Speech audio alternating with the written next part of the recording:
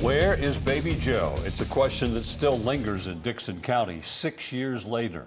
Good evening and welcome to News 2 at 6. I'm Bob Mueller. And I'm Haley Wilgus. A confession from the 5-year-old's father landed him behind bars for the child's murder. A confession, though, Joseph Daniels' attorney claims was false. News 2's Stephanie Langston spoke with the Dickson County Sheriff today and has the latest on the search for the missing boy.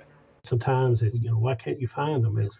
The big thing is you try. It's an investigation Dickson County Sheriff Tim Eads took over as he came into office. We remain hopeful that at some point we will find baby Joe's Marine. Hope is what investigators and the community are left with, that 5-year-old Joe Clyde Daniels will be found. We're not giving up. But the searches have since ended, with investigators saying they haven't received any credible leads in years as to where the boy, affectionately known as Baby Joe, may be. There's just no information right now to warrant a search of anywhere.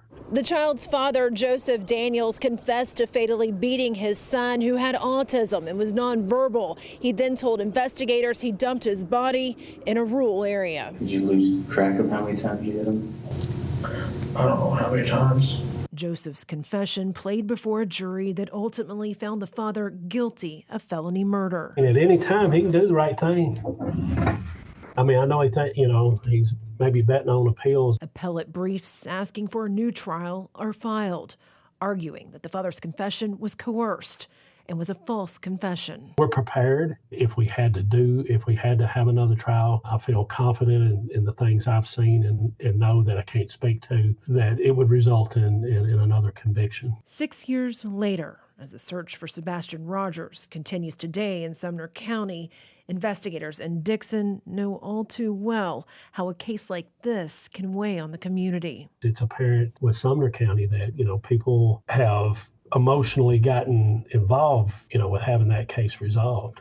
And it's hard on the public too, and we certainly, our hearts go out to them as well. With the sheriff assuring that Baby Joe's case will not be forgotten. By no means have, put the lock on this case file and filed it away. Stephanie Langston, News 2. Joseph Daniels was sentenced to life in prison. The Court of Criminal Appeals will likely make a decision later this year concerning a potential new trial.